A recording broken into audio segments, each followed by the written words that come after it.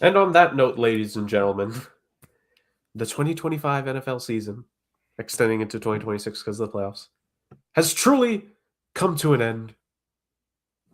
And for one last time, we're here to talk about it on the Sports Agents of Chaos podcast, your favorite NFL podcast that has been sweeping the ranks of YouTube for 170 plus episodes. I'm not the best at math. I don't know how many weeks are left, but I think this will depend on how many weeks we end up taking off here in the spring and the summer. But Justin, we are on our way to the big 200, either at the end of this year or just at the very start of 2027.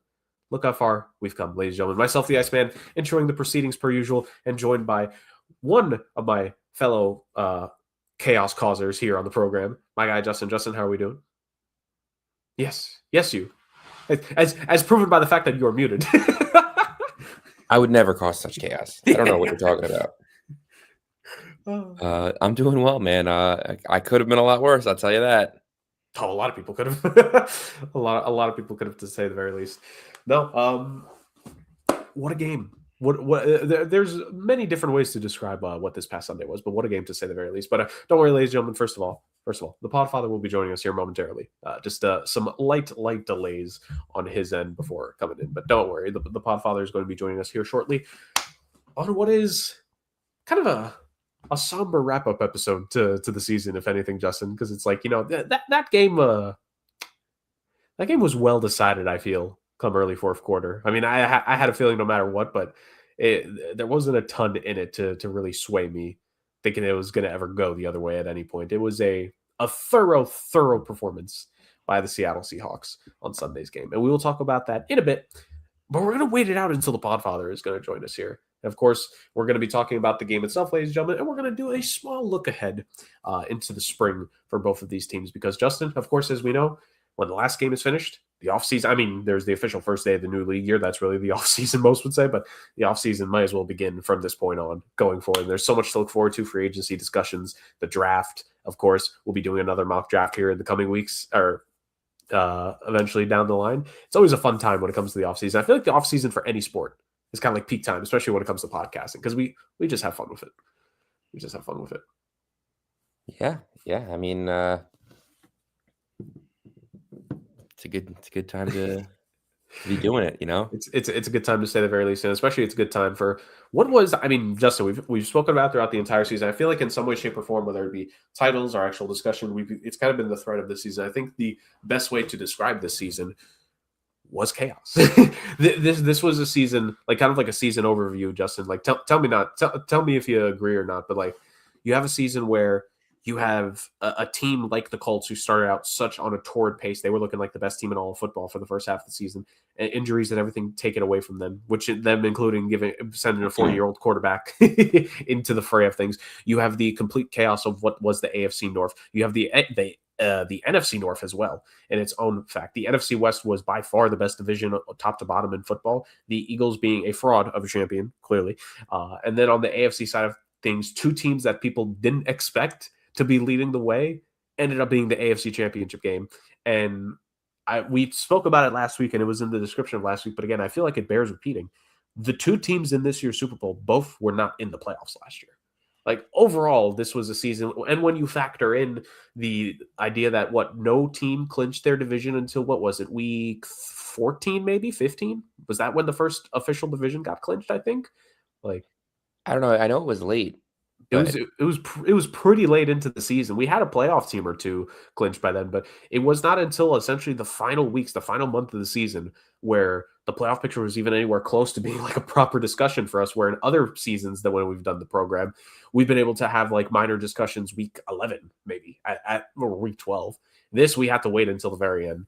So, and all in all, it was a postseason. It was a season that led into a postseason where we discussed it, Justin. The wild card round, we know it was crazy. There were so many back and forth games in that. In the divisional round, it was really when the defenses started to take shape, when multiple quarterbacks had multiple interception games. Near magic again by Chicago before the Rams snuffed it out. A tale of two sides in the conference championship games. One was a complete blowout, while the other was a close back and forth affair. And then it just led to what this Super Bowl was. I think all in all, Justin, I'm proud. This was the most chaotic season we've ever covered so far in the history of this podcast. Yeah, I mean, if you look at it right from the get-go, I mean, Teams you thought were going to be good weren't great. Teams you thought were going to be bad came out strong. I mean, if you look at the division winners, just the division winners alone, beginning of the season, how many of these did any of us predict? I mean, you look at the AFC. What is it? It's the Patriots, the Steelers, the Jacksonville Jaguars, and the Broncos. Who had that? I mean, the only one that's really maybe you could have predicted is the Eagles. I mean, I don't think anyone had the Bears winning. I don't think anyone had the Packers winning. I certainly don't think anyone had the Seahawks being the best team in all of football the entire time. I mean, I had them sneaking into the playoffs, but geez, it was a year of chaos right from the beginning, like you said. So it's been very interesting. Yep, and we were rewarded with all that chaos with a postseason and a Super Bowl at the end. That was, in its own way, it was relatively chaotic. The Super Bowl, maybe not necessarily in the way that we would have hoped for it to be. The game aside, Justin, because we're always about the theatrics and the performance factor and the entertainment value of things here on the show as well. What did you make? I'm not going to ask you for like favorites or unfavorite, because like even me, like there's a couple that stick out to me in terms of the Super Bowl itself, the commercials, which is always a big talking point on a year in and year out basis. Can you tell me what commercials stuck out to you from this Super Bowl, in your opinion? If any, like, to be fair, if they all are a blank slate to you, I don't blame you. But were there any, maybe 2, 3 in particular that stuck out to you for whatever reason? I do remember thinking some of them were funny. I did change venues about halfway through the second quarter, and it was loud, and I didn't get as much as I would have liked from some of the commercials. It was hard to hear, so I would maybe default to your expertise on this one. I mean, for me, what I will say, I always do like the little wholesome ones that get done. So like there was like 1 or 2 wholesome ones that like stick out. Like I think the Google Gemini one, I think if I'm not mistaken, was like a relatively like, maybe wholesome is not the right word for it, but it was like very like calm, straightforward for what Gemini is, for like AI commercial in general. I'm like, oh, okay. It's actually nice. It wasn't the worst thing in the world. I did find, like, for humor, I don't know if you were able to catch this at one of the venues, but the polar bear commercial, the Pepsi polar bear commercial was a funny one for me. I didn't see it. That one was a good one. I enjoyed that one. Just the just the whole premise of it was fantastic for me. I need to give her credit because I was more so with the self.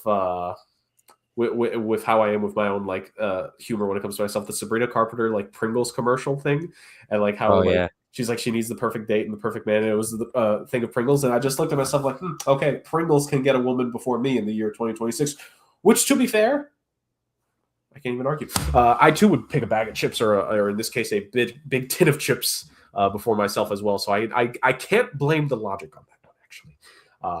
I know the both of us enjoyed the Pokemon commercial, just as lifelong fans. I was surprised that they had a Pokemon commercial, but I guess the 30th anniversary is coming up. They're going to start really pushing some stuff.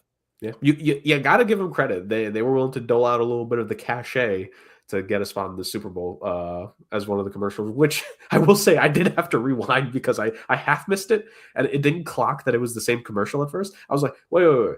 Charles Leclerc's in a Pokemon commercial?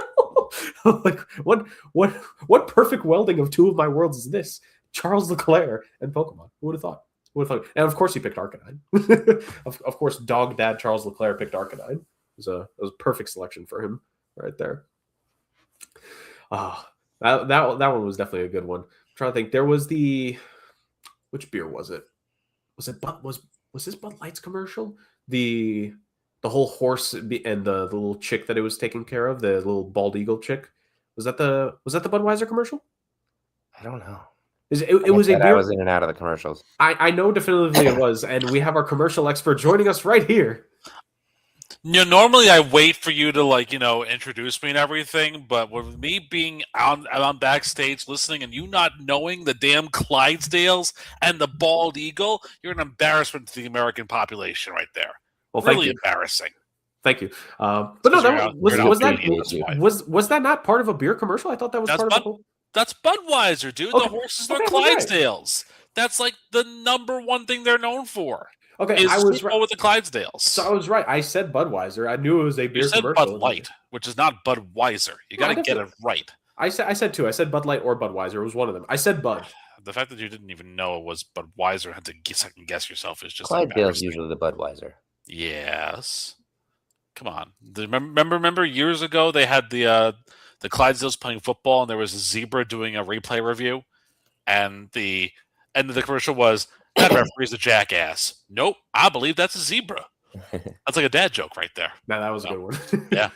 Yes, it was. That was a good one. You can always capture the hearts of the people when it comes to a good animal dad joke right there. Indeed. Good. What about you, Podfather? We're going over some of the ones. What were some of the memorable ones that stuck out to you? Well, let's see. What have you guys already discussed? Did you discuss the Michelob Ultra with Kurt Russell?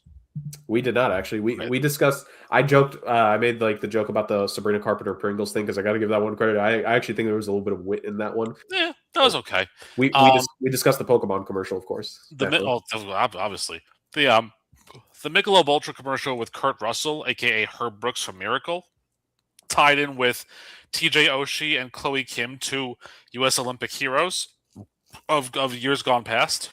Phenomenal, really good ties tie in there.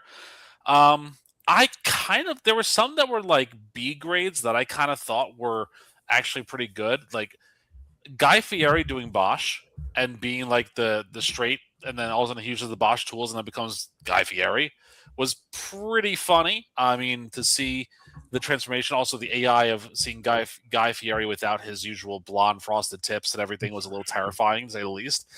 So that was interesting. The Brian Baumgartner one, where he was basically Kevin from The Office. Yes. The only thing that I think people aren't really crazy about with that one is the fact that no one knows what that company actually does. So they paid $8 million for a 30-second ad, and yet no one can tell you what Ramp does. I don't know. My personal favorite was I kind of like a rivalry and a little snide shot at somebody. So Pepsi jacking the polar bears from Coca-Cola. Yes. I mentioned that. I loved it. Was excellent. It was truly an excellent one to have there.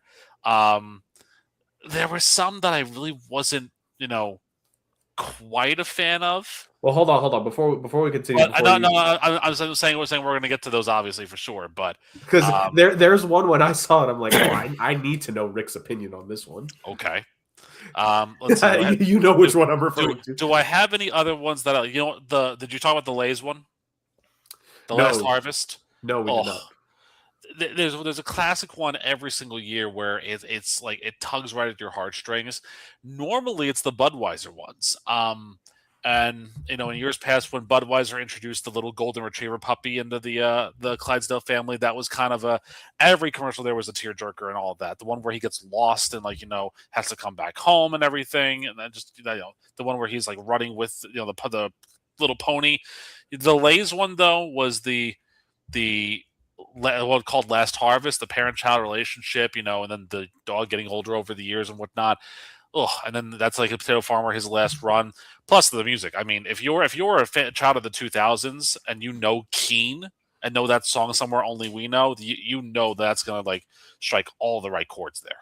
So I did love the farmer one. Did definitely it struck a chord because I'm like, damn, that's emotional right there. Yeah. Mm-hmm. Absolutely. That one was good. Of course, for my. I got double the F1 dose in my commercial experience because Cadillac revealed their livery and as part of it, and of course, they have the live car livery in Times Square, New York, as well. Yeah. Subsequently, so that I agree. Big day for F1 fans that watch the Super Bowl. We got two F1 cameos in one. Yeah, for sure. That was pretty good. I saw on some of the lists I saw, and I mean, this shouldn't necessarily be a surprise, but I saw the I know DraftKings had a commercial, and I know that there were multiple AI commercials. And I know they were a lot of places rated them poorly. I think just off it being AI alone, which can I tell you what I thought was funny? DraftKings had a commercial, yet the NFL did so much to disallow the trading and the betting, like the Cal Sheets from having their own commercials, which I thought was really interesting because I would think that both are kind of simpatico, but I think that's the idea of just Kalshi not being as well respected and well liked as they think that they are. I mean, I don't know. I mean, I think what was it? It was trending 32% you were trading against other people that New England was going to win the Super Bowl, and if you did that and they won, you get like $100 bet would get you $320, something like that. It was weird, but like that I got my own opinion of the Kalshi Rose, and I think you know where that's going. So. Well, I was gonna say, like, when it comes to Kalshi, I saw a thing. Was it? Did I see it today, or was it even Kalshi? But I saw something because, like, and not to skip ahead or spoil into it, but like, there was like one of these places that had to have been Kalshi, knowing them, but like Cardi B, and if she was technically going to be performing at halftime, Yeah. and she it depends on what you define as performing, but she was part of the halftime show, and Kalshi is like, I think they're denying it as like as her being part of the performance. So they're saying that she was not part of the Super Bowl halftime show performance. And that has people up in arms about that. And I saw that and I'm like, yeah, what do you expect? It's Kalshi. What do you expect? Like they are not in any way, shape, or form. They are to me like the spam betting ad of like, oh, I just don't need to take you seriously in any way, shape, or form. Or like I'm sure you guys get these, whether it's Instagram or TikTok or whatever. It's like these fake mobile apps that like, they usually have annoying music. Yeah, Justin knows what I'm talking about. The worst. Like it has some stupid, annoying song in the background, and it's just like it's the player deliberately making stupid moves on purpose, and it just annoys you. And the game isn't even real. That's there. Justin, you're muted for whatever you have to say about those commercials. I just muted myself by accident. That's great. But yeah. It looked like you were very animated there for a quick second. I was. They do the two wrong moves, the right moves, and they do the wrong one on purpose. Yes. To bait you. Yes. I hate, and it's always just like the app isn't even like this in any way, shape, or form. Like it's never the same. It's all a scam. Kalshi is the equivalent to that. Is essentially what we're saying. Yes. It's so garbage. It's agreed. So garbage. So like don't take them seriously in anything that you could bet on, like escaped prisoners getting caught and like stupid stuff like that. Like it's probably not legit. Yep. For real. So, agreed. So there's that, but so Rick, before we move on from the commercials, we need to know the Goodwill Hunting mix with Dunkin' Donuts mix. Jennifer Aniston was in there. Joey Tribbiani from Friends was in the commercial. Tom Brady was in the Dunkin' Donuts commercial. Dunkin', whatever the hell you want to call it. What? I know you saw it. What did you make of that? Of course, one of, if not, is it still to this point? We need an update on the long-standing rivalries that the Podfather has set up here on the podcast. But Duncan is certainly up there, top 3 to say the very least. I think it's Duncan, Belgium, and somewhere else at the moment. What Adam Rick probably. I think that's the big 3 of the long-standing Podfather rivalries. Long-standing rivalries. What did you make of the Duncan commercial? And making Kevin Durant the U.S. ambassador to Brunei so we can get out of the United States is another good one too. I think. I'm kind of surprised that we're not getting ready for my my top 5 worst commercials rant here, but I guess I'll save that for the end of the show, or whatever works. Well, do you want to do that now, or is that going to? No, I'm ready. I can do that.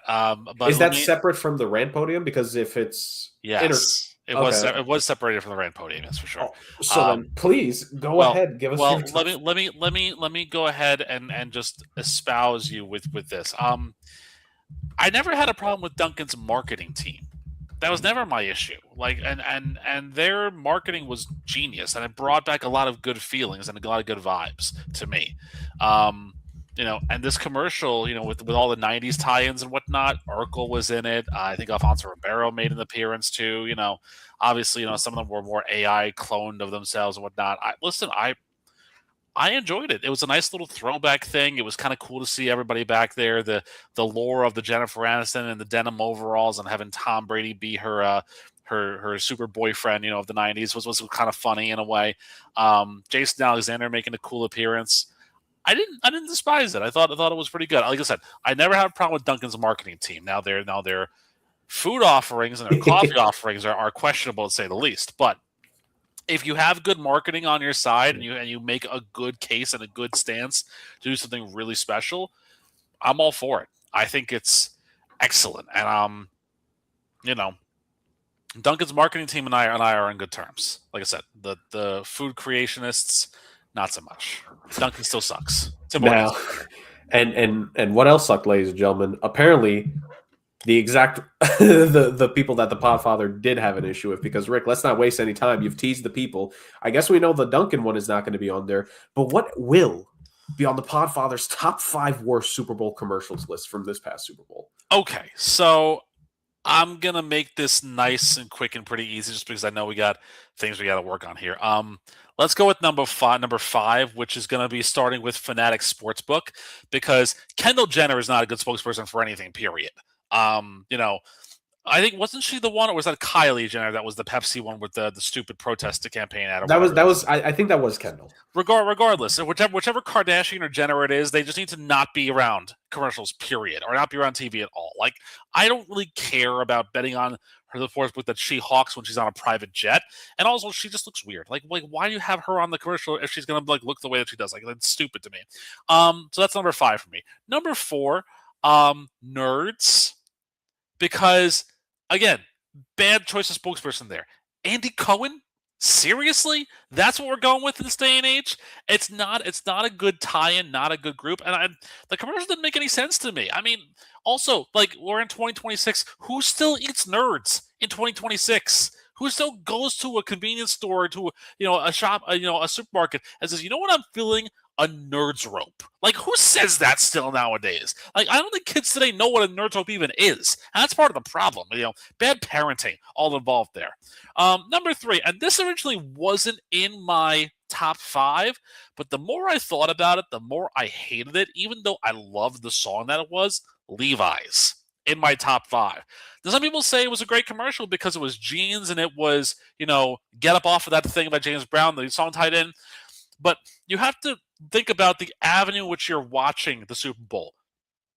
People watching it at home, with families, with young kids, and all they're seeing are butts and jeans on the screen. Like, come on.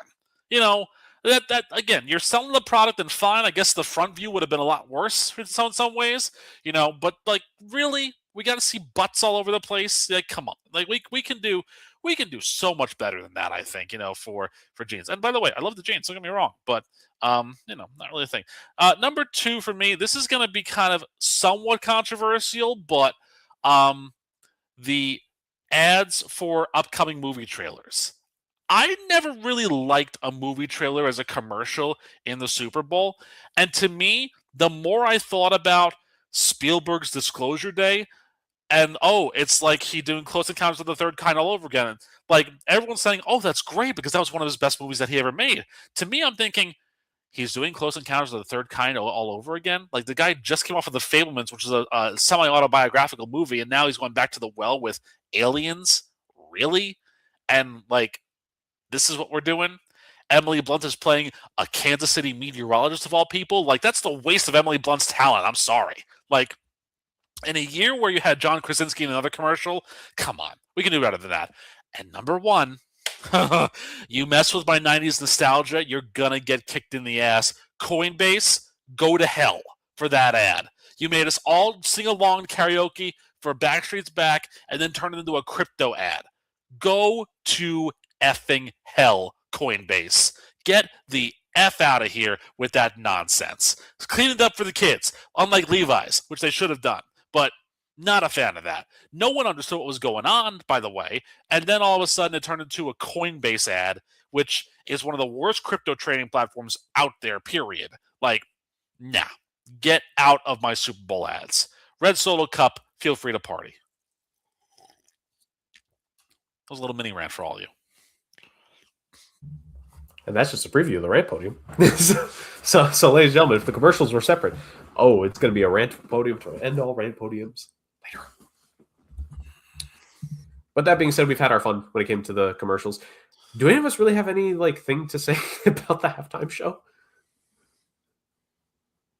The Podfather. All right, Rick, dive into this well and see where you're going to take us. Wait, Rick, you have something to say about something?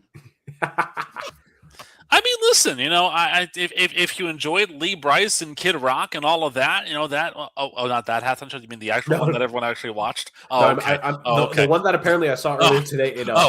I think it broke the halftime Super Bowl record again. That one, that halftime show with the wedding and with Lady Gaga.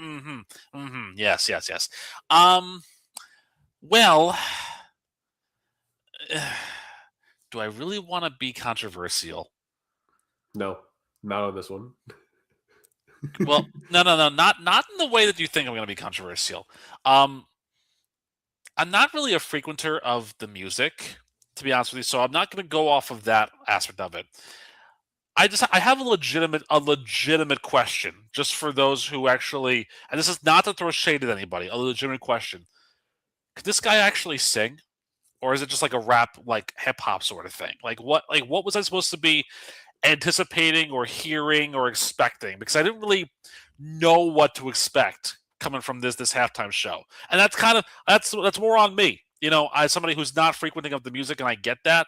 I mean, look, it's one of those things where it's like, T-Pain because T-Pain auto-tune, that whole thing. But then you watch The Masked Singer and you realize, well, T-Pain can actually sing. And he can sing really, really well when he needs to. I mean, what is can he actually sing? And I mean, I guess, I guess the cameos were the cameos and everything. I didn't know that was Lady Gaga at first. I thought that Shakira just had a face transplant. But that was interesting to me because I heard Lady Gaga, and then at that point in time, the doorbell rang and my Cinnabon delivery had come in. So I figured, listen, I got two trays of little Cinnabon bites with little team frostings on each one of them, just for the kids, because I want to do something different just for dessert. So there you go. I'll say, how many did the pod daughter have of the Cinnabon? Oh, of the Cinnabons? Yeah. About 2. They were like the little mini ones. They were like that size. They were not like the long form. Trust me, if I bought the long form Cinnabon bites, we'd all be in trouble. You would have to cut them up for her. Yeah, I'll be honest with you. Actually, I really didn't eat that much. I'm in a spot where I'm trying to keep the poundage. And I also said to myself too, if I have one of these, I'm going to have 20, and I didn't want that to happen. So because obviously listen, the halftime show is always going to be divisive, no matter who's performing on it. I can remember back when it was Tom Petty and the Heartbreakers that everyone was like, "Who are these old guys? Who are these old guys that are doing this halftime show, and why are they here? What does this make any sense?" Obviously, this one it was you had your people that went over to the YouTube one, which by the way was pre-taped, so it wasn't even live. With terrible audio quality, by the way, on the Kid Rock thing. Do you expect anything less? It's YouTube. Come on. No, now. But it's still funny. Yeah, Kid Rock didn't even perform his songs. He performed a cover of Cody Johnson. Like, I would have half expected Kid Rock to do All Summer Long or one of his other. Well, actually, that's really the only song I can think of Kid Rock doing that wouldn't be flagged for copyright violations. But I digress. Listen. Like I said, if you're into that music, you probably enjoyed it. If you're into his messaging, you probably enjoyed it. To me, and this is probably the blandest criticism I can give you, it was a thing that happened. Let's move on. Ricky Martin was there. That popped me because I love Ricky Martin's music, but it was a thing that happened otherwise. And someone got married. So someone took the plunge, and if they get divorced in a year, it's going to be the worst thing ever. Yo, it's going to be crazy if they yes. Can you imagine that, by the way? It's like 6 months. It'll be a clickbait article for an hour, and then 5.5 months down the line, you're going to see an article saying that the couple that got married at Super Bowl 60, the husband cheated on the wife with the housekeeper or whatever it is, and then, it's going to turn into another Latin American soap opera that we're all going to watch and enjoy instead. I was expecting you to say he cheated with one of the dancers from the halftime show that was in one of the that'd be too easy. That'd be way too easy. He cheated with the trumpeter who played atop the cigar box or whatever it was, that sort of thing. Exactly. Exactly. Narcos. There you go. I mean, I think we could all agree that was it was a message-filled halftime performance that was for people specifically, and I had no issues with it. I was just vibing the whole time. I was just nodding my head and I'm like, all right. Like I said again, compared to the other stuff that I had seen on that night, the affront to human decency that was the first half of that game, the rest of it was fine, I suppose. I was going to say, if there's one compliment I could give, Bad Bunny definitely got more rushing yards than I think the entire Patriots offense did. And everyone except Kenneth Walker on the other side. Ladies and gentlemen. And Sean Smith did somebody did a next gen thing where they counted the yards. and I forget exactly what it was more and than. Sean But it was Smith more than didn't throw a something. penalty flag on him for excessive celebration either, which was a nice touch. That was probably the most impressive thing about the Super Bowl was How the about lack that? of flags that there actually were. Ladies and gentlemen, let's get to the game. We're going to tell this game in a couple different ways. And the first way for us to really tell it, boys, is kind of what the first, like, even though there was light amounts of scoring throughout the first, like, 2.5 quarters, is what this game was ultimately, which was a defensive showcase between these two teams. I think we talked about it last week. The Seahawks defense has been playing at another level in the postseason. Yes, the Rams were able to score on them a little bit, but points aside, like that Seahawks defense made some plays in the Rams game when it mattered the most. That Seahawks defense was making plays in the entirety of the back half of the season. Mike McDonald, a defensive coordinator, defensive-minded guy, got his boys ready. That defense came to play, and they came to play in a big way. We'll get to the historic aspect of them here in a little bit once we get to the other thing, but I just want to focus on like what went well for both of these teams, which was the defensive side, because early on, like both quarterbacks, both Darnold and May, like there was little to no clean pockets at any point. It felt like their pockets were collapsing very quickly. It felt like both guys really had to make a quick decision, whether it was on their first read or if essentially it really felt like the first couple drives, if they didn't make the right second read, it was going to be a done play. And nothing was going to go well for that play, for that offense, for that drive on a respective thing. Both defenses played extremely well. Of course, the Seahawks ultimately keeping things at a 0. And I believe the Patriots, they only let up, I think it was the second field goal came in towards the end of the first quarter. It was it 6-0 or 9-0 at the end of the first half? It's now escaping my brain, but I think it was 9, I want to say. 9-0, right? I think so, yeah. I know. So it like all intents and purposes, the Patriots defense, man, they played the best game they could. They played the best game they could. It was tough.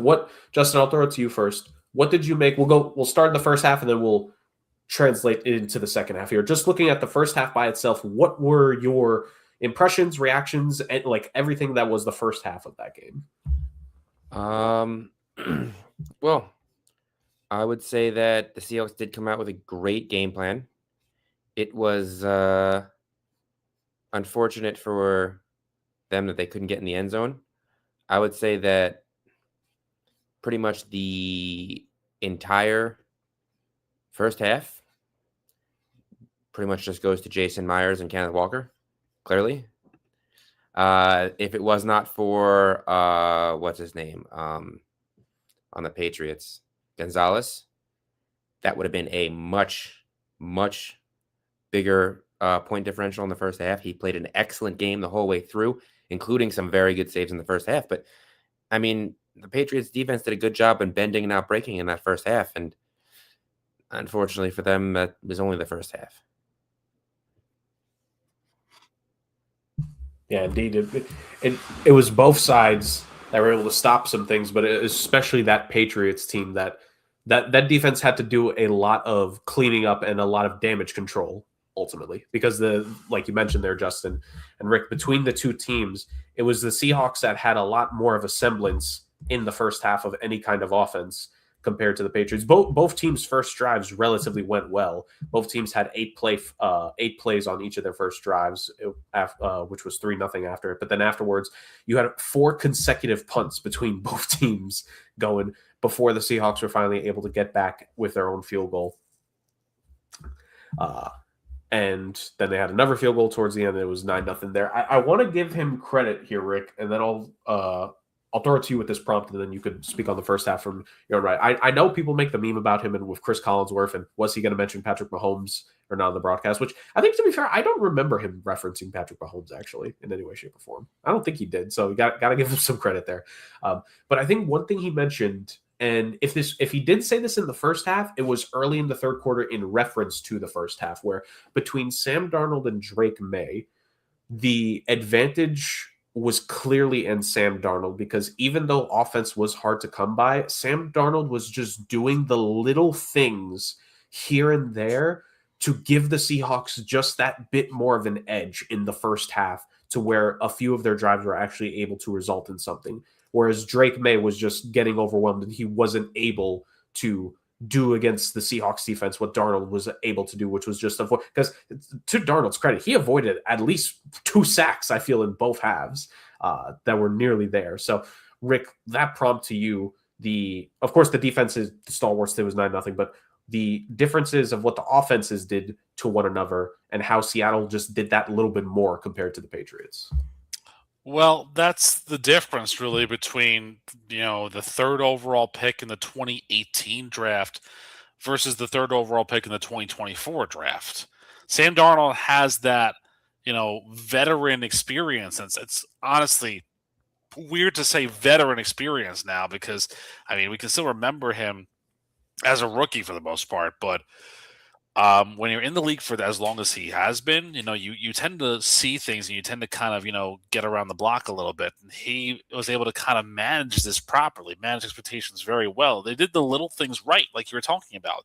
Little chump plays here or there turned into larger gains and, positive, annotations. But even sometimes the throws that he made that fell incomplete, they were veteran throws that were outside of the realm of getting to be intercepted. They were outside of that.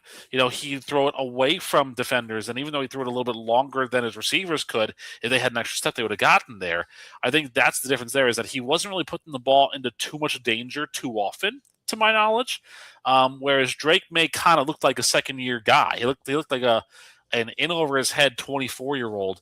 And obviously now we kind of know a little bit more about why that was the case, because there was, that what came out afterwards about the throwing shoulder of Drake May. I don't know if you saw that, but to keep it on Sam Darnold for a second, all you have to do really is look at that first drive where they only had 1 third down, and it was when they were at the 14-yard line. But even then, he tried to throw it to Shaheed, and it was well covered.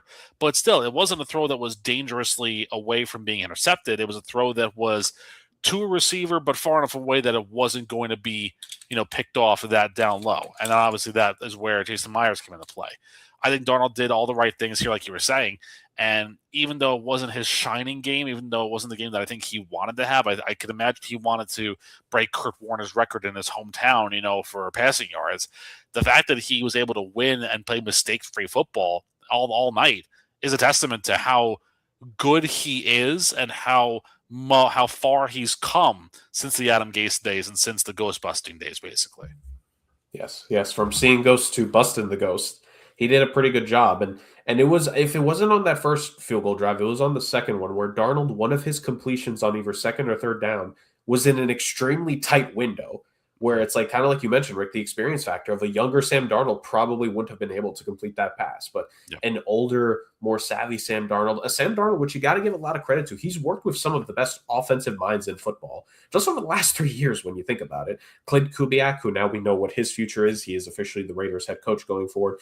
He got to work with Kevin O'Connell last year, and he was in San Francisco, I think, in 2023 with Kyle Shanahan. He's worked with some of the best offensive minds, and obviously, yes, systems change, but the little things that you can bring with you just from a processing standpoint and an approach standpoint down by down. It's like you said, I think it is just ultimately, it's a poise thing. And I feel like a game like this, and I think we did a good job mentioning this last week in our Super Bowl preview. It's that this was going to be a game where those mental X factors really shine through more than anything else, more than the talent, more than the expectation. It was the mental X factors that these two teams had. And Darnold just had more of that at the end of the day than Drake May. And this is no disrespect to him. He's a second-year quarterback. He hasn't gone through anywhere near what Sam Darnold has gone through in his career. And so, like, those little things that Sam Darnold was able to do, like because again, there was a specific, it was either Chason or Williams, like, nearly got to him early at some point in the first half, and he just sidestepped, avoided it, and threw it. And now it was an incompletion, but the fact that there was no lost yardage on the play, right? Like, those things that he was able to do helped the Seahawks make it so that, and you brought this up last week, Rick, in the battle of field positioning, Seattle dominated in that. They were fantastic in the field positioning battle throughout the entire night. Was it 3 or 4 punts that ended up within like the starting at the 10-yard line or end zone, like in that stretch of field, that small stretch of field when you're so close to your own end zone. Yeah. Like, I think 3 times Dixon was able to get it there. Yeah. And part of that is making sure that you don't get constantly sacked and lose yardage for your guys, where even if the offense can't do something, your special teams was able to do it. Yeah, Darnold was only sacked once in this game, and yeah, Michael Dixon, who has been an All-Pro and somebody that we definitely know goes to Pro Bowls and is a high caliber punter, did his job. I mean, he had 7 punts in this game, and you're talking about a net average of 47.3 yards, 3 of them inside the 20, no touchbacks, including that one that was like that little sidewinder down at the near the end zone that was batted back to like the 3-yard line. This guy was coffin cornering the ball all night long. A, to get the ball away from Marcus Jones, but B, because he knew that his special teams unit was just that good. And that was another big key, too, is that New England had no opportunity to answer because there were no shanks. There were no turnovers by Seattle. They were starting with not great field position, not terrible, but not great field position every single time out. And they couldn't capitalize on it in the first half. And you saw that. I mean, it also helps, too, when you're Seattle and you run 39 plays on offense in the first half compared to 22 from New England. That kind of tells you how the first half went for the Patriots. And Justin, one of the things that, and he really broke the game in the second half himself, but Kenneth Walker was big in the first half for Seattle. He, on the first field goal drive, he had like a 10-yard carry that got him a first down. I think it was the second or the third field goal in the first half. He had like another like 15, 20-ish yard gash as well. Like he broke open in the second half, but his consistency and presence in the first half really led the way to them getting that slim lead versus the Patriots running game, which like they tried to utilize here and there, but aside from like a carry or two, just is kind of much ado about nothing for the Patriots from the first half. Yeah, I mean, that's really what the game plan is. I know I missed the show, but my main point going in before the Super Bowl was, what do these two teams need to win? And the one thing that the Patriots needed to do is to keep Sam Darnold from beating them and to keep that offense grounded while they break through occasionally, which unfortunately they didn't get the ability to do, too often until it was too late. And the thing for the Seahawks was going to be to establish that run game, because that was a top-tier passing defense, and they're well coached and they don't make a ton of mistakes on the passing end, and they needed to establish Kenneth Walker early and often. And that's exactly what they did. That was the game plan right from the beginning. And that's really what led to the beginning success and then the eventual breakthrough in the second half, is that no matter what they did, they were at least able to put up points, playing the Podfathers offense and always taking the points and, building up a steady lead and then capitalizing when they needed to drop the hammer. Mike McDonald made me so proud. He made me so proud. He learned. He listened. And he did the smart thing in a game that, like honestly, it wouldn't really surprise me if a big thing for the Seahawks was looking at that Broncos game from a couple weeks ago between the Broncos and Pats and said, hey, points could be really hard to come by in this one. If we get down there, no B&Q, yes, you have a former Super Bowl MVP in Cooper Kupp, and yeah, you have JSN, but no B&Q, we're going to take the points. Take the points every single time. They trusted Jason Myers' leg, and he delivered every single time. He legit, as Justin said, I think both of you said this at some point throughout the game, Super Bowl MVP caliber performance by Jason Myers. And it's not even a joke. He legitimately scored most of the points. He outscored the Patriots. Just think about that for a second. He outscored, forget PATs, just on field goals, outscored the Patriots. Clutch. I mean, it was clutch. So it was a gritty, tough first half between these two teams. And again, it was both defenses. Seattle, definitely the bigger splash plays. The Patriots doing just enough here and there to be able to stop drives, to stop them from going, well, they forced a couple punts in their own right, and then not letting the Seahawks break through into the end zone for a majority of the game. But then, Rick, what have you said throughout the entirety of this postseason? As good as a defense is, you got to reward them at some point. And some rewarding did finally happen in the second half. And a majority of that was done by Seattle themselves. Third quarter started. Seattle the defense wasted no time. They were able to force a punt early, a straight 3-and-out for the Patriots. And then it was this is a big 10-play drive, wasted nearly 5 minutes of game clock for Seattle. 69 yards traveled. Nice. And they get a field goal, 12-0. Punts exchange, and then it wasn't to end the first half like it was for Josh Allen, but it was to end the third quarter. Fumble for the Patriots towards the end of the third quarter, opening up the fourth quarter, touchdown Seattle, 19-0 game. 3 quarters of shutout football by that defense. Mm-hmm. Rick, I think we both had a similar reaction when it became 19-0 of like, yeah, there's a lot of football to play, but it really didn't feel like this game was going to be in danger. No, I knew that was ball game, because it was too much to overcome. New England hadn't shown you anything, and anything they were going to show would be desperation. You know what's funny though? We talked about a lot of things on this podcast last week about how this game was going to be. Well, one of the things we also addressed too was how these teams were going to stop the secondary and tertiary options. Because let's call it what it is here. New England did a great job shutting down JSN. That battle between Smith and Jigba and Christian Gonzalez was the marquee matchup the whole way through. But who caught the only touchdown? A guy that I mentioned was going to end in a big game, and somebody who I think is low-key one of the top tight ends in this league in A.J. Barner. I mean, that was something that was, he was wide open on that throw, and Darnold had a good pass laying it in there for him in the end zone. And, that was it. That 19-0 in the fourth quarter is really next to impossible to overcome. I mean, I know that, New England got a quick touchdown, the next drive, but even so, there wasn't really anything to it, because after that, they did stop Seattle. But again, Michael Dixon, field position, it was the 4-yard line. It was the starting draw there. So, if it wasn't going to be a quick 96-yard touchdown, it was going to be time off the clock there. But, yeah, defense, when the defense plays well and you reward them, they turn back in kind. I mean, this defense for Seattle was all over the case. And even when New England tried to sniff out a little momentum, there was a big sack. Derek Hall had a nice game. Ernest Jones, great game. Nwosu, who we'll talk about as well, that pick six was huge. But again, that's the hallmark of the Seahawks defense.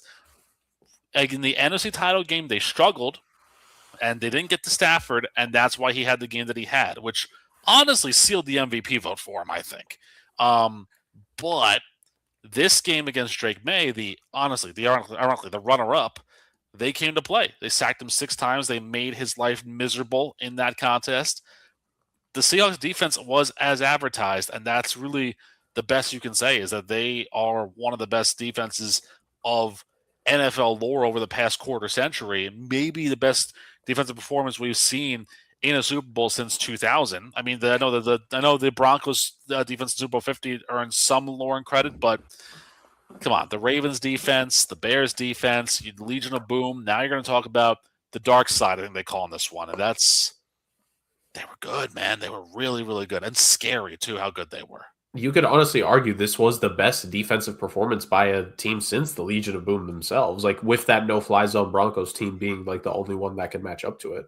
Like, 3 shutout quarters of football is nothing to slouch about in the Super Bowl, to say the very least. And it was a fantastic defensive game, like Rick was mentioning. Eric Hall, Byron Murphy, those guys were getting to it. Justin, as that second half was starting to kind of unravel itself, where even before the fumble and the touchdown that Seattle the got to make it 19-0, like, what did you make of the Patriots offense in the third quarter, Justin, before does it just feel like that, from your point of view, were things missing? Were they not incorporating the run game enough? Was it just like what could the Patriots not figure out it to start the second half to get themselves back in the game early? Because as we know, ultimately, you strike in the fourth quarter when the game is out of reach, it doesn't matter anymore. But in what were their missed chances? You feel? I'm not asking play specific. I don't want to have you try to strain your memory that much, but just like concept specific, like what in the third quarter do you think the Patriots were missing? We all know I have no memory. I can't even name the players we've been talking about this conversation. I just forget their names immediately. Like, I'll be like, oh yeah, that guy with the thing. Yeah, no. Oh yes, Mortimer Darnold. I remember him. Yes. No, I want to give it up to that Seahawks defense, specifically the defensive line. They were all over him, but it was more than that. I mean, they were rushing from the secondary. Witherspoon, dude was getting after it. They were coming from all directions, and everywhere, and they had Drake May rattled, and they did not have a plan for it at all.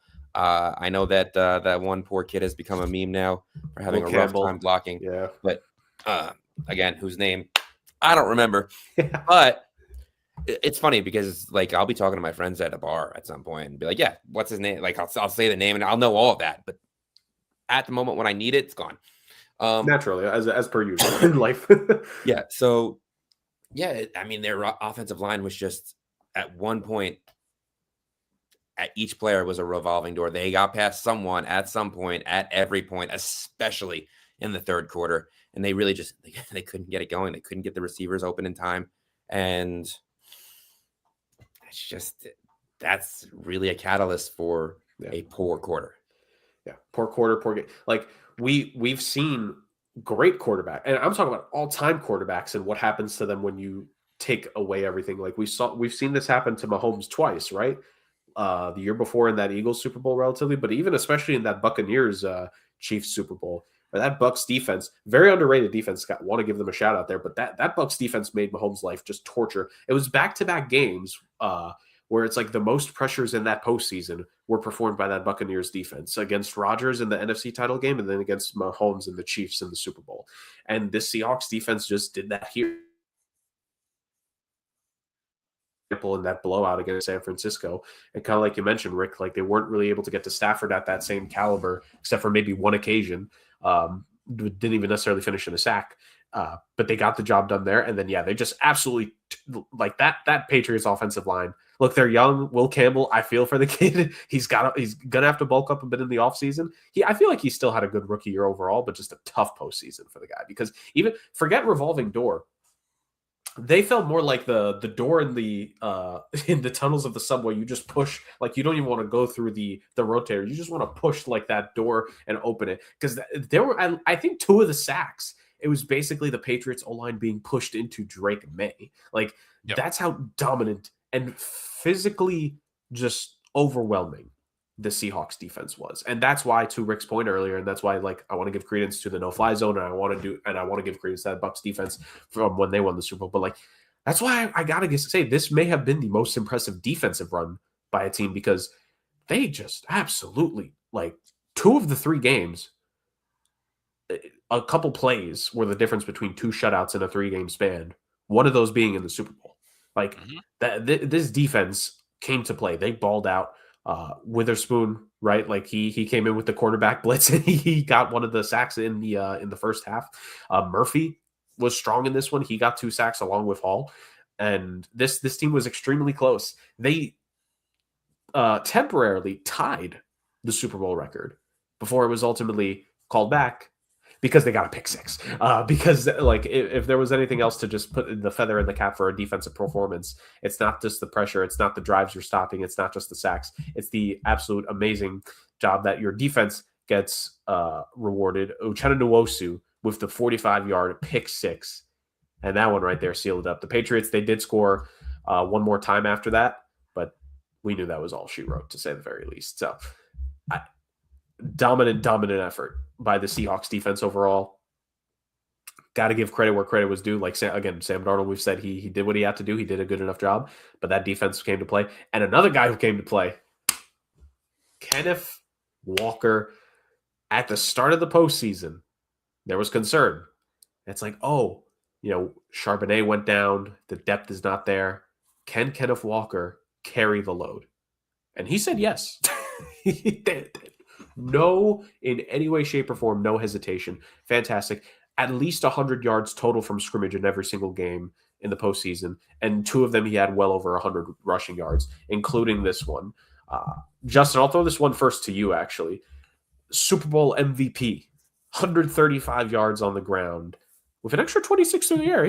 No slouch in the Super Bowl in particular when it was time to show up. But Kenneth Walker, Super Bowl MVP, Justin. I know it could have been given to many guys we've all mentioned the kicker and the punter with Myers and Dixon. They did good. You could have given it to like probably 5 different defensive players on the Seahawks defense. How good that defense was. But overall, it was Kenneth Walker that gained the MVP award. And the statistic that Rick always brings up, there hasn't been a 100-yard rushing Super Bowl running back that. Rick, you got to add another guy to the list because Kenneth Walker did. But Justin, what was your reaction to Kenneth Walker being named the Super Bowl MVP? I wonder because for a long time also, it was like the highest paid rusher was like under $3 million a year or something like that. It was something small. So I wonder what his contract is. I don't know it offhand, but look. Well, this was the last year of his rookie deal. He is going into free agency. Yeah, but a rookie deal could still be decent. But look, no, here's the thing. No one ever thought that Kenneth Walker was a slouch. It was whether or not he could stay on the field. We've been watching this kid since he dominated at Michigan State.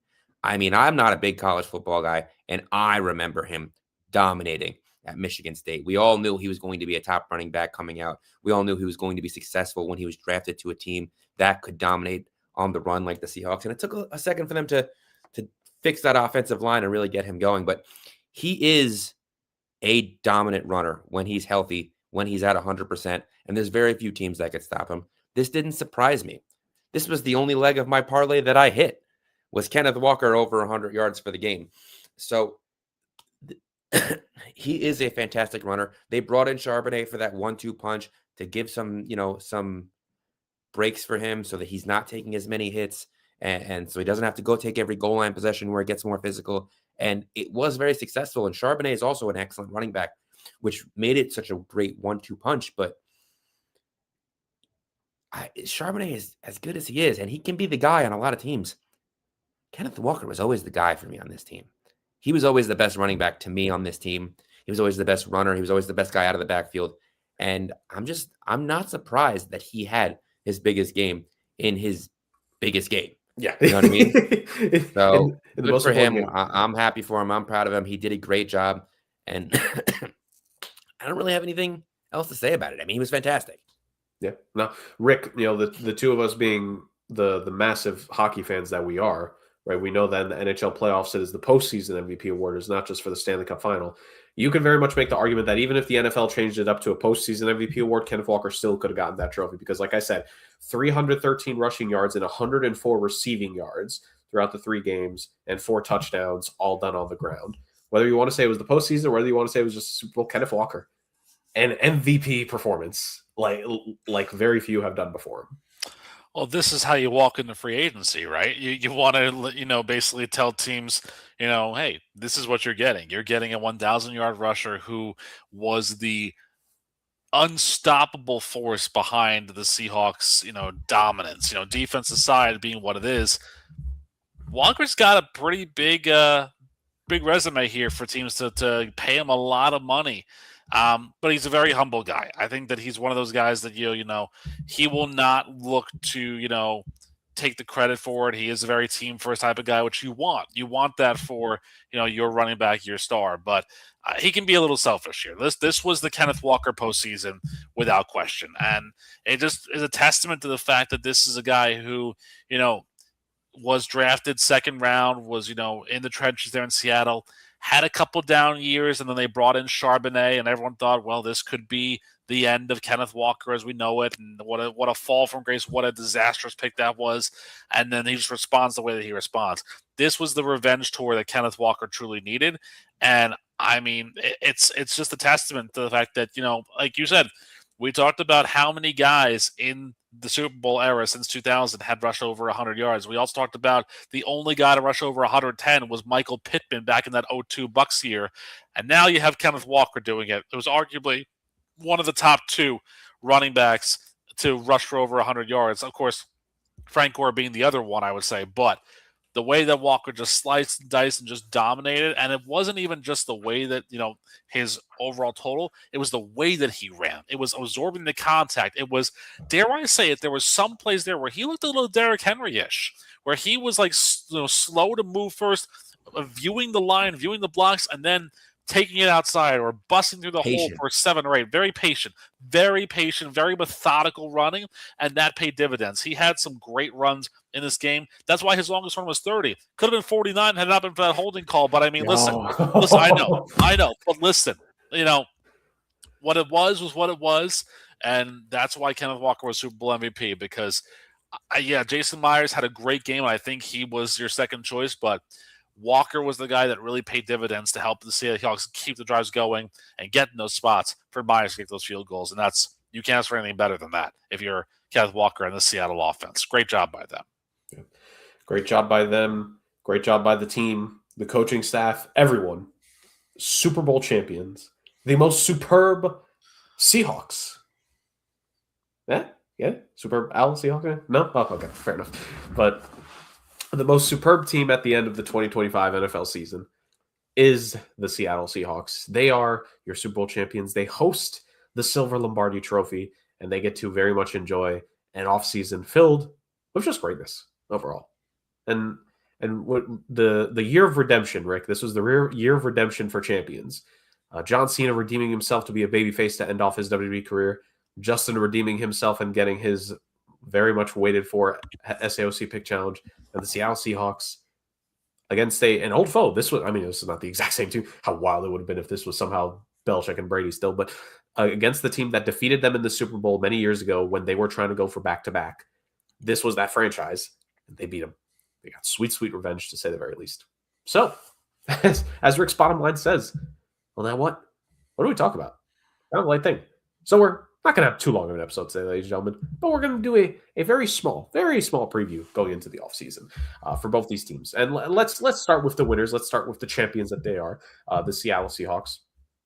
To say the very least, when it comes to being the Super Bowl champions and the position that you find yourselves in, this is actually a pretty good position the Seattle Seahawks find themselves in. From an article I was reading before, boys, Seattle has nearly $62 million of cap space to play around with in this free agency cycle here coming up. And this is not even including the fact that, like, if you look at the roster, I'm sure you can find one or two guys might get a contract restructured. Maybe a guy gets released for a cap penalty. But just on the surface now, $62 million. Now you have a couple of notable free agents. We already mentioned Kenneth Walker is going to be a free agent, so they need to make that decision here for themselves.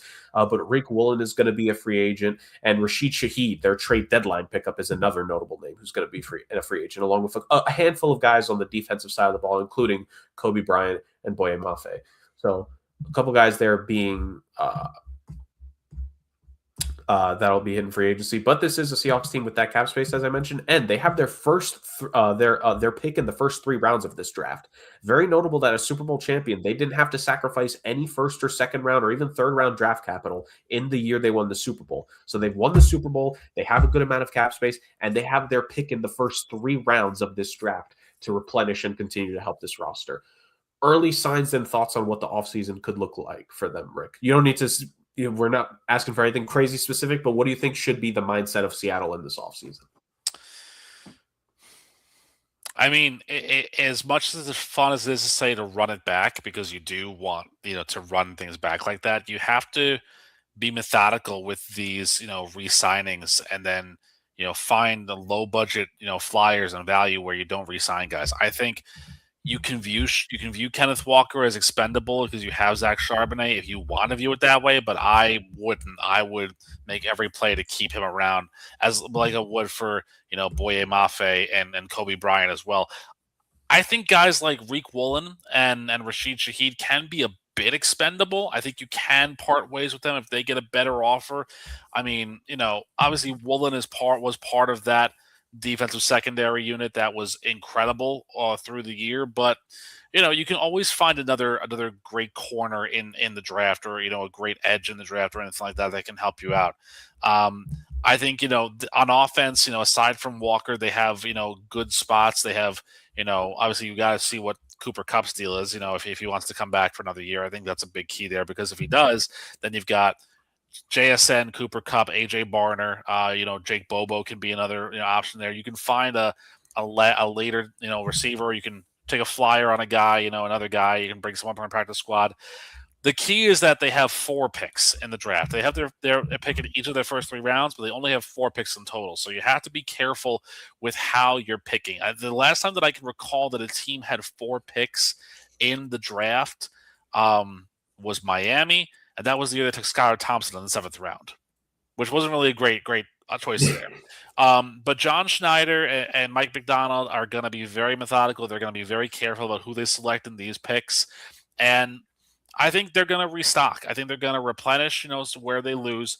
But I think the fact that they have a lot of their main contributors still under contract is a huge key for them. You can just re-sign a few of them here or there. I think you'll be golden. But the rest of them, if you got to replace, you got to replace on short-term deals and, quick flyers, you have all that cap space like you were talking about. And there are plenty of guys who will look at that and say, I will take less money to go play for the defending Super Bowl champions because I believe in Aiden Durd's defensive system or because I believe Mike McDonald's offensive style. I think that's really a big key for those guys that are looking to go and play for a winner in Seattle. It will not surprise me if some of the cap space that they have, and it wouldn't impact this season necessarily because it's for strictly this season, but going forward, because 2 contracts that they're going to have to work on. You talk about the importance of drafting for this team. In 2023, they made 2 first-round picks. It was Devin Witherspoon and Jackson Smith-Njigba. Both those guys are going to be up for their 5th-year options this year in this offseason. I'd be shocked if both don't get accepted. I think both are likely to get accepted. And then both are going to be up for contract extensions shortly thereafter. And again, I would find it extremely surprising if one of, if not at least both, get done this offseason in particular for these 2 guys. Devin Witherspoon, a fantastic 3rd year for himself, and Jackson Smith-Njigba looked like at times he was the best receiver in all of football in 2025.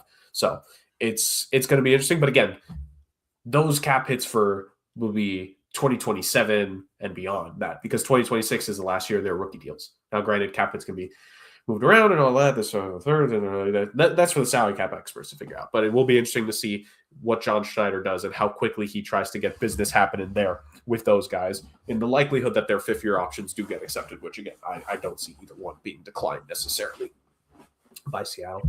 But Justin, throwing it to you, Seattle, we mentioned it, some pretty good flexibility for themselves. A couple guys to think about long-term, but you can still build a very interesting team going into 2026. But one of the key things is that they'll have to nail the offensive coordinator hiring when it comes to replacing Clint Kubiak. And is that going to be an internal guy, or is there maybe a guy that's out there that they are looking to give like a bit of a pay raise and a position bump to potentially? That could also be something to look at. I think offensive coordinator hire is going to be a key thing for Seattle here in the offseason. Well, in my mind, if it ain't broke, don't fix it. So if you think you have that internal hire that can come in for Kubiak, that's obviously the move for me. I will say I got to give credit to Schneider and what's his name, the head coach, because they brought in the right staff and the right guys to coach this team. And I think that they have the tools to do it again. So obviously I'll be trustworthy of what they have. I think that they probably do need to go out and maybe get another receiver. You don't know what Cooper Kupp's going to be next year, and you don't know what depth you're going to have. So it'll be important to maybe draft and bring in some young guys. But I trust the process, for a lack of a better term, in Seattle. I didn't. We spoke about it. We thought they were going to be bad. I think it was 2 years ago where I was like, they might be the worst team in the league. And now, I mean, I had to make in the playoffs, but I did not have this. A lot of people didn't. Yeah. So I think wasn't still there? Wasn't it you that probably have to sign him to a long-term extension this year also? Mm-hmm. You do not want him to go to free agency. Obviously, I know they had an out this year. I think they'll probably keep him. Not sure. But yeah, I don't expect a lot of major changes. Their goal is going to have to be to bring back their key players like Kenneth Walker, and I know most of the guys are still under contract. This team can be better. They are a very good and well-rounded football team, but they can be better. They've definitely capitalized over a weird year. Some of the stronger teams that we saw weren't as strong as we usually see them, and there are going to be teams that bounce back next year. Okay. We want to see where you go from here. Can you stay this rock-solid, well-rounded football team? Can you improve in the places that you need to improve? And can you keep the same kind of formula and mentality? And I'm not sure who they bring in, but that's got to be the key feature for the guy that you bring in. It's got to be that kind of fit. Yeah, 100%. I did see a report a little bit ago that's saying that as of now, the favorite is apparently going to be an in-house candidate. They're planning to interview 4 different guys along the coaching staff to be their potential OC. So we'll see in the coming weeks here who that hire will ultimately be. But it looks like right now it is trending to be a guy in the coaching ranks there right now that they're not looking to go out, which honestly makes sense, all things considered. with how great things ended up being, and those guys that got to work under Kubiak and co under the season. Justin, I think it was you who said it it was at some point during the game, or maybe it was like just as the clocks hit zero and you mentioned it, but like John Snyder, Hall of Fame candidate for a general manager position. Yeah, like because you want to talk about like where Seattle was a couple of years ago. A lot of people were giving John Schneider a lot of flack throughout everything, through the fall of the Legion of Boom years into the lean years they had with Russell Wilson and Pete Carroll, and then he got a lot of flack for trading Russ and then parting ways with Pete Carroll. There are a lot of people that didn't believe in him. And dude turned it around really quick. He said, let me get my guys in here and I can make things happen. And again, I reference it, the 2 first-round picks that they had and that they made in the 2023 draft and the hiring of Mike McDonald, those are ways that you stamp your identity onto a roster, and John Schneider made that happen. So he deserves a lot of credit. And if there's a general manager that you definitely are trusting right now, I mean, of course, it's easy to say this about the guy who just won the Super Bowl, right? But the process it took to rebuild the Seahawks team in like a 3-4 year span, for being honest, right? Like it was a pretty relatively quick turnaround period of what had to be done for Seattle here. And it got done really pretty well. So all the credit in the world to Schneider. He's made a lot of right calls so far. Like you guys have said, he has to continue making those correct calls. Need to make some smart decisions here and how you attack things with your roster going forward. Do you keep Kenneth Walker? Because remember, Zach Charbonnet had a season-ending injury, not just a playoff ending. It was a season-ending one. I think it was a torn ACL. So do you maybe bite the bullet here for Kenneth Walker? I don't want to say that as a negative, but do you give Kenneth Walker a little bit of money here to keep him around? And that way, Charbonnet, there's no pressure on him to have to come back from injury, because you got Kenneth Walker there. Decisions like that. You know, the offensive line was relatively good throughout the postseason, but there's still, can there be another guy that they bring in, right? I think I was reading earlier, like the Zabel has been great for them on the interior, but there are other pieces there they need to make up for. I believe, no, I don't think he was a 2023 pick, but a couple years ago, one of their tackles, they got in the draft a couple years ago. So you have to think long-term for that. Is that your long-term guy there? Do you have to even consider a replacement? It's these various questions that need to be answered. John Schneider's in a pretty good position right now. He gets to celebrate a little bit before he answers it. And also, all things considered for Seattle, I think I had sent this to you guys on Instagram before the game, but it was like a whole thing about how the estate of because it's the same ownership group that had both the Seahawks and the Blazers, and the plan is to sell Seattle, to sell the Seahawks, not the city, sell the Seahawks to a new ownership group. It's I know they say that winning and Super Bowls and stuff like that doesn't necessarily impact franchise value. Bull, because there was definitely a couple extra $100 million are going to be charged if you're going to want to buy the ownership for the new reigning and defending Super Bowl champions, to say the very least. So from the celebration of the winners to let's give one last shout out to the lament of the losers. And the Patriots, I mean, again, you want to talk about a team that people didn't have these kinds of expectations for. I don't even think I had the Patriots making the postseason back in the preseason. I figured they'd be good. I figured they would challenge for it. Did not expect the number 2 seed making it to the Super Bowl in the AFC, to say the very least. So the New England Patriots and what they have to do and what they have to play around with, from what I was reading about earlier, and a relatively similar, not similar, Seattle has more to play with, but the Patriots actually have 42. I'm just going based off the site that I was reading this off of, but $42.7 million in cap space for themselves. Again, is this arguably the best position that a Super Bowl winner and loser have been in terms of the amount of cap space that they have to actually improve their roster? And with New England, of course, it's the uniqueness. There's 2 years left on Drake May's contract, not including the 5th-year option. So you still have a little bit of money this year and next year to play around with. A good amount of guys that they have to end up paying, and some early contract extension candidates that are going to be talked about Witherspoon and JSN for Seattle boys. Christian Gonzalez is going to have to be discussions about him soon enough, because you're going to have that happen. K'Lavon Chaisson, who had a fantastic year for New England, is going to be a free agent. You have to make the decision whether to buy in on him or not. I think it's relatively safe to say, Justin, I'll throw this to you first. Not the defense played their heart out, great, and even if there are still little things that you can do to improve the Patriots defense, you should look at that. But I think the offense, I think we clearly saw come postseason that offense was not perfect.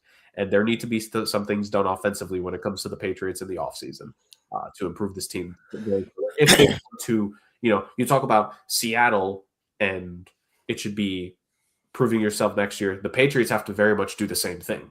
for 2026? Because a lot of people are going to be asking a lot of questions about them and are going to be questioning their 2025 as a fluke. And the only way they could back it up is if they have a good 2026. So what do the Patriots got to focus on in the offseason, Justin? Here's the thing. I don't think that they need to hit the panic button. I think a lot of people are going to turn around and they're going to say, oh, well, this needs to change and that needs to change, and they need to do all these things. Slow your roll. It's a first-year head coach. Not a first-year head coach. It's the first season with the team. It is a lot of young guys, a lot of guys on longer contracts. Sure, you got to get better. You didn't win. People are going to say, oh, they had an easier schedule. They did. They're going to have a harder schedule next year. They're going to say that a lot of the coaches were fired. They cakewalked through the playoffs. A lot of this stuff is true, but let's just say this. There is no, as much as it hurts, they are the team that deserved to be there in the AFC. And I think they proved it all year long. They beat bad teams, sure, but they beat good teams too. They beat the Bills. All right. They beat the Houston Texans. They beat the Chargers. That Denver team was still a good team, even without Bo Nix. So especially that defense. And guess what? They beat them too, fair and square. So there's not a ton of changes that I think need to be made. Obviously, you want to try and bolster that offensive line. If you think you can make changes and make it better, you want to make sure that Drake May is upright at all times. Maybe you want to take out another running back. Ramondre is getting up there. Sony, what's his name? I was going to say Sony Michel. That's not who it is. It was one of the Ohio State running backs, Henderson. Trevor Henderson, yeah. Is very good. I don't know if he was ready to be fully thrust into that role. I know he did get injured. He was on a great run, and he came back, and he wasn't exactly the same. You definitely need receivers. Yep. I don't care what you say. Diggs was hit or miss. He's at the tail end of his career. We don't even know if he's going to be playing next year with his legal issues and things like that. There is a lot that people can maybe say needs to change, but I think that it needs to be a lot of the same, because I think that's important. I think the stability and I think the lack of change will be more beneficial than wide scale changes to this roster. They have an excellent defense. Depth is always important in case you have injuries. You need receivers. Don't do the Aaron Rodgers thing where you never draft a first round receiver for this kid. Get him some talent. He could throw the ball. He could sling it. He makes some mistakes, but he's going to grow into this role as a second-year player in the Super Bowl. Not a lot needs to be done. So don't press the panic button on this Patriots team yet. I mean, if you were me, sure, do it. Please press the panic button. Trade all your good players. I'm okay with that. I don't want to see another Patriots team that's good for another 20 years. I hate it. But from purely a football standpoint, there's a lot to like left with this Patriots team, and there is a bright future if you manage it correctly. Indeed, to say the very least. He brings up a lot of good points there, Rick, is like, it can be easy if you're the team that made it this far and lost to hit them, to even maybe not even necessarily panic, but take a big swing that maybe is too much, a greater risk than reward, all things considered. Like, I think the key thing for the Patriots this offseason is going to be like, look, you had a great run. You went farther than people expected, and you got to remember that. It's disappointing, and it sucks, and it stings to lose in the Super Bowl, right? Because you truthfully don't know if you'll ever get back. But you need to operate under the mindset that you do have a chance to get back, and you just need to do things the right way. And if you're the Patriots, I'm kind of with what Justin is saying, like make smart improvements to your team. Like don't do anything crazy. So for you, Rick, like kind of like what Justin was saying, like his key thing is the receiver. You can point that out as well. But what is maybe another position, whether it's an obvious one or maybe is there like a low key one that the Patriots should look at in the offseason if they want to prove themselves in 2026? Because a lot of people are going to be questioning them, but whether it's right or wrong, it's wrong. But like, people are going to be questioning them throughout this offseason and going to question them starting into 2026. They need to change that narrative. So what can they do to help themselves in the offseason? Well, I think Justin hit on the head perfectly with the receiver, but I have a couple of different ways to go about that. If I'm New England, I know that my two-headed running back attack works. I try and flip Antonio Gibson for a late-round draft pick. Remember, they still have him. He was on IR, and he was on a 3-year contract.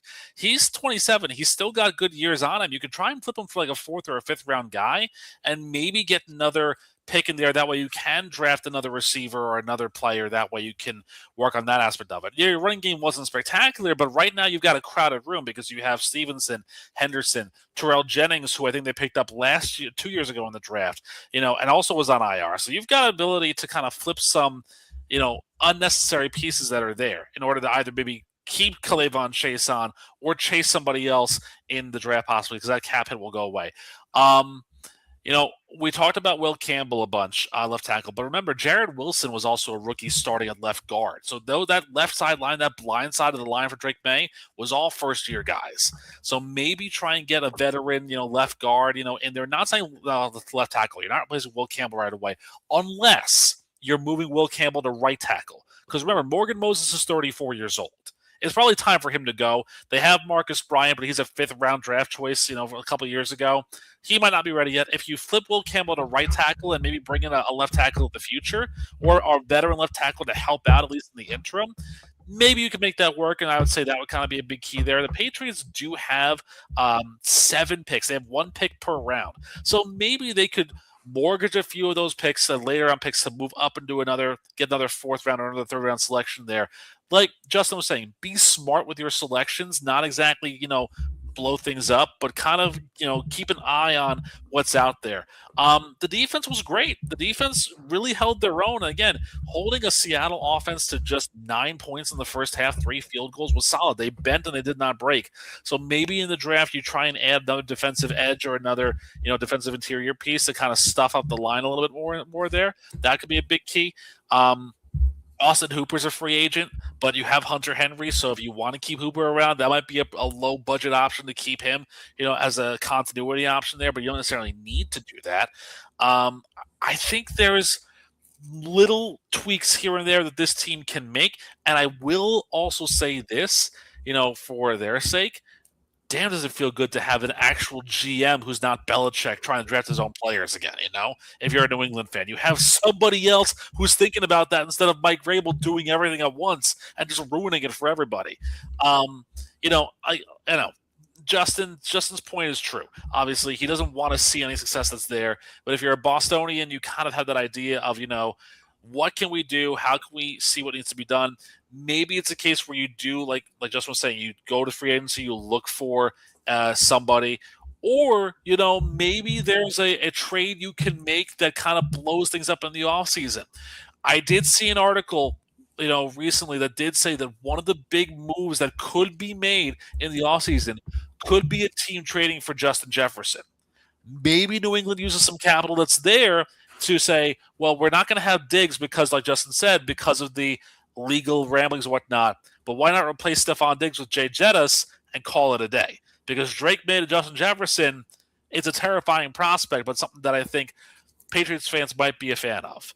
And the only thing that I will mention too, rebuild that, because if you saw what happened to their schedule after the Super Bowl ended, the interconference opponent based on 2025 division placement for New England, they have to go back to Seattle. So Super Bowl rematch, baby. I don't know. If that's your week 1 matchup and you're telling me that you have Justin Jefferson now as your number 1 wide receiver against Witherspoon, that's a marquee. That's a marquee matchup to combat the likes of JSN versus Gonzalez on the other side of the ball. I'm just saying. That's pretty cool. Free agency is definitely going to be an interesting time. Both teams have a couple guys going. And, of course, with the amount of cap space they have, it is important to look at the long-term future for the guys that you need to resign. If you can find the right guy that you can maybe sign to like a quick 2-3 year deal that doesn't impact you too much, especially for the Patriots with Drake May being on the rookie deal. Like you mentioned the idea of potentially going after Justin Jefferson if he ends up becoming available, but George Pickens after a career year is going to be entering the market. He's going to be 25 entering the 2026 season. So you have a guy like that. In terms of if you want a veteran pass rusher, again, maybe this guy could be had for like a 2-3 year deal with the money mainly being up front. Trey Hendrickson, he's going to be a free agent in this offseason. Now, of course, this is not including, our team's going to try to tag guys, but let's just say right now, the way that the list is shaking up right now, you have a guy like a Hendrickson, you have a George Pickens, I don't know if either of these teams will necessarily go for this guy, but a Tyler Linderbaum is going to be projected to hit the market, assuming the Ravens don't use their franchise tag on him.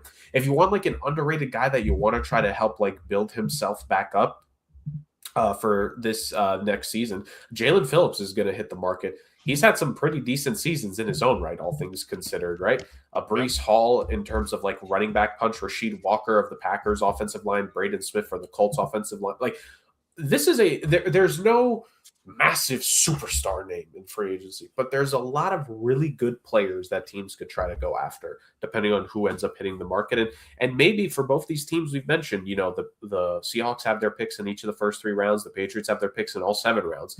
Could this be a time where you maybe try to get a read of situations, right?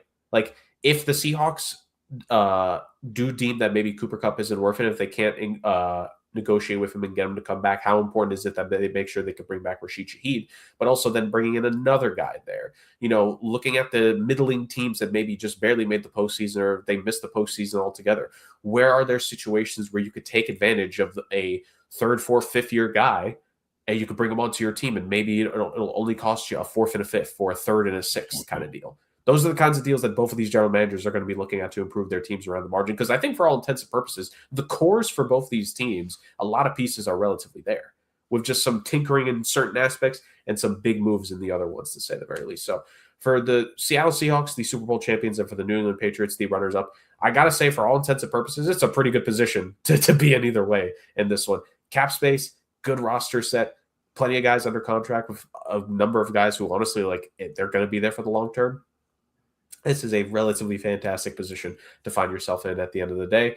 Super Bowl, what a postseason to end off a regular season, to end off another finale. Because that was 2025 in a nutshell, ladies and gentlemen. Thank you for joining us on this episode. And here's the final segment. Oh, yes? I have 2 things before we go. First of all, comment, how great is that trade for Rashid Shaheed? Yeah. How about that? Good. And then my other question is, now it should be the final question to wrap up a Sports Agents of Chaos question for the year. Well, before the red podium. Yeah, and that is, well, that's not a question though. It's like, Rick, a USC quarterback just won the Super Bowl. How do you feel about drafting USC quarterbacks? Well, remember, he didn't win the Super Bowl with the team that he was drafted by. So semantics. I'm happy the kid won the Super Bowl. He always finds a way. Listen, there's 2 Jets draft picks that were first overall picks in the top 10 drafted out of USC, and they are super successful in the league. They both just won a Super Bowl. How do we feel about it? Wait, which was the other one? Leonard Williams. Oh, no, you said quarterbacks. I was confused. No, I thought Mark Sanchez won, but I remember he got arrested in the hospital. So there's that. No, yeah. Listen, I mean, look, Leonard Williams is a case where it's not only an ex-Jet, it's an ex-Giant, so I'm kind of okay with that because both of us are miserable in the house because he won the Super Bowl, so there's that. Look, oh, come on. You got to be happy for the guy. I know. I'm thrilled for him. I'm thrilled for Leonard Williams. He deserves it. And Sam Darnold, it's the same case. Like, I was stuck between a rock and a hard place, right? It was either the Patriots winning, which, makes everybody miserable, or Sam Darnold winning, which is just the ironic cherry on top of the sundae. But listen, he had a great, comeback story. He's not a guy that has any ill will towards New York fans. So I feel like it's one of those things where you have to kind of be happy on that end. Now, as far as the USC quarterbacks winning a Super Bowl, how do I feel about that? Again, still don't draft him. He didn't win it with the guy who was drafted by. So it doesn't count. Well, but it proves that you could draft a USC quarterback to win a Super Bowl. And then 8 years later, maybe he'll win one. Yeah, if it's I don't care how long it takes. If it's his 4th team and he you think that was the wrong draft pick, knowing everything we know now. He didn't win with the Jets. There are 5 quarterbacks that were drafted. 4 of them are still relevant. Only one. No. 4 quarterbacks and 1 Foot Locker employee of the month. Let's call it what it is here. Okay. Hey! No. I'm gonna fight against that. Benchwarmer Brand did the skid. We know Josh Rosen is working at a pizza joint right now. Stop that. Yeah, we can't say the name of the pizza joint. Obviously, they're not a sponsor of the show, nor will they ever be because their pizza's terrible. But regardless, it's one of those things where I look fine. Like Sam Darnold winning a Super Bowl, good for him. Fine for him. If you want to draft a USC quarterback and wallow in misery for a few years and then watch him win somewhere else, so be it. Be my guest. That's all I care about at that point. Just go ahead. That's fine. He always finds a way. You're right. I told you, he always finds a way. He will never give USC credit. Nobody was father in the corner. Come on now. You know that better than anybody else. Oh, boy. On that note, ladies and gentlemen. I tried. I had you for a second. You had to think about it. You had to think about it. You had me, but I got out of there pretty easily. I'm like Eli, getting out of the tackle and throw it down the Tyree. I wasn't worried. I was going to say, we have to give Rick credit. There is no one better, I think, in terms of having to backpedal to get the throw off. He is Eli in the first Super Bowl to David Tyree. Rumbling, stumbling, fumbling. That's me. And on that note, ladies and gentlemen, let's finish off this program the only way we know how. Podfather, take us home one last time to end the 2025 season as a whole with another roast and podium. Well, how do we start? I mean, this is how it's been, and it's so funny that it's going to end with this way because the honorable mention is Dallas Cowboys because DeMarcus Lawrence finally won a Super Bowl. The Cowboys let him go, and he goes with a Super Bowl. I'm saying. You know what's amazing? He literally said, like it was maybe during the preseason or during the regular season. He said, "I knew I'd like leave Dallas and win a Super Bowl," and Micah Parsons laughed at that. And it's like, who's laughing now, buddy? Well, I mean, Parsons left, and he was close too. I mean, again, you leave Dallas, and look what happens. Of course, Ed Lewis for leaving New York, and look what happens too. But I mean, they're not the honorable mention. It's the Dallas Cowboys the honorable mention because Brian Schottenheimer, terrible head coaching hire, and your tried and true should have been Ring of Honor Cowboys defensive end DeMarcus Lawrence wins the Super Bowl and had the only sack in the NFC title game against Stafford. So there you go, all of that. Number 3 on my rant podium this week. I want an inquisition on Sean Smith, the referee, because he made how much on a Super Bowl to do what? Stand around there in a white pants and a zebra striped shirt? There were no penalties called this game. What were you doing the whole game? Just standing there, picking your nose? Like, come on now. It's awful. The first penalty of the Super Bowl was called with like 5 minutes to go in the second quarter. And you're telling me that he made an additional $40,000 to $50,000 on top of the salary he makes as a referee, which is a weekend job because he's an insurance auditor out of Michigan. Like, where can I get this job? I want this job. I'm just going to stand there and do nothing all day like he did in the Super Bowl. Just saying, it's one of those things where we talked about, how he's, one of the least penalty throwing crew for offensive penalties. There wasn't a damn offensive penalty for 25 minutes. Like what were you doing? Like, were you courting, Kate Upton over on the sideline because Verlander wasn't doing it? What were you doing over there? Come on now. Don't be ridiculous. Give me your money. That's all I'm going to say. That's number 3. Number 2 on my list. Zach Wheeler. You're disgusting, Zach Wheeler. If you saw this, he had that surgery on a rib, and he has kept the rib in a jar in his closet as like a memento of the surgery. Like, this is the dark side of sports that we don't know about. That athletes are creeps and are gross. Like why? Why are you doing this? It's like somebody keeping like a collection of toenails because they have a turf toe. Like Joe Burrow, I'm looking at you.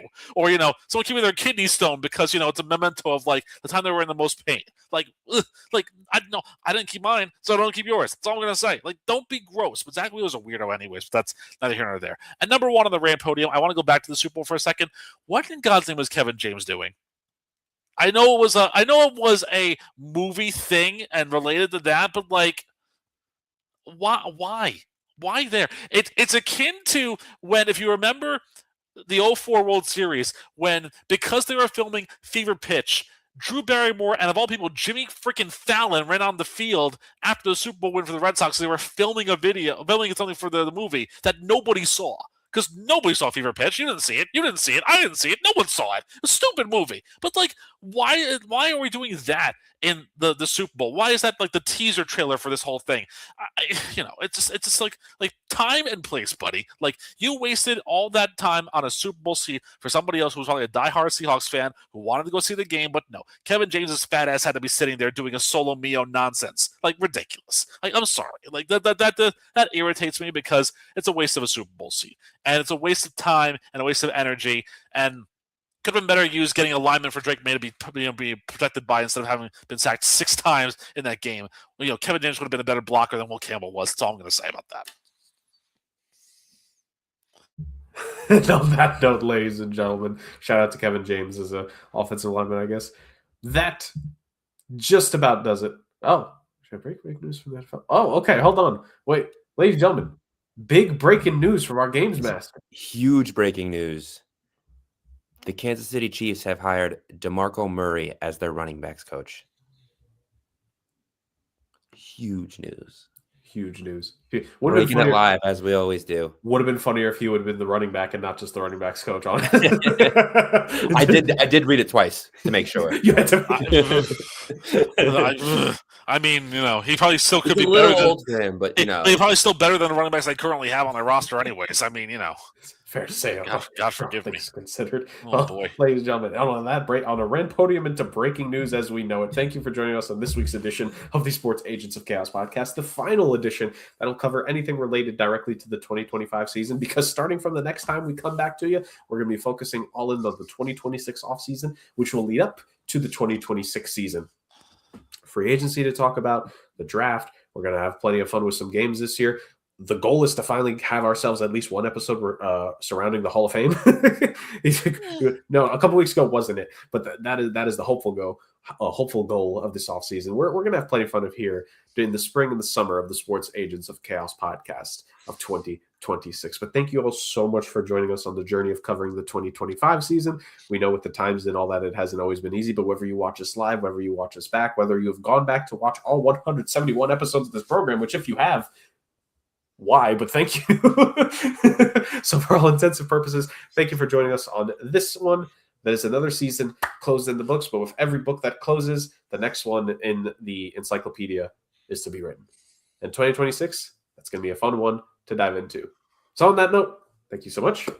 We'll see all of you beautiful people next time. Take care, everyone. Have a good one.